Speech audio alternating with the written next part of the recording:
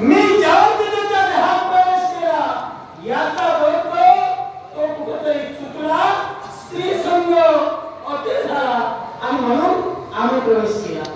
अरे त्याच्या जीवनात त्याच्या 27 भार्या, मग त्याच्या 27 बायका आहे. प्रत्येकीला वेळ देत असताना स्त्री संग त्याच्याकडे जास्त आवडलं. मग लग्न करण्याबद्दल कळायला हवं.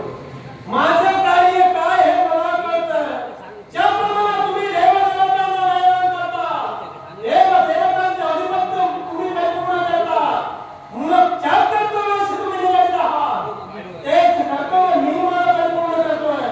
यात माझा तरी मला दोष वाटत नाही. तुझी पितृदेवता म्हणजे दक्ष प्रजापती. तू म्हणतोयस की हा विचार चंद्राला लग्न करण्याबरोबर करायला हवा होता. चंद्राचा विचार लग्न करण्याबरोबर करायला हवा होता. मग तुझ्या बापाला आपल्या 27 कन्या देताना तुझ्या बापाला तरी विचार करायला होता.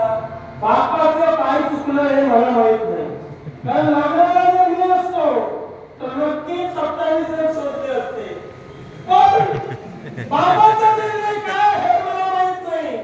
कारण लग्न करताना मी नव्हतो, माझा जन्म आता कुठेतरी होतो. मग मी तेच तुला सांगतोय. आत्ताच कुठे तुझा जन्म झाला तेव्हा त्याच्या 27 भार्या. आता नवऱ्यानं आपल्या पत्नीला कुणाला किती वेळ द्यावा हे त्याच्या मनावर अवलंबून आहे.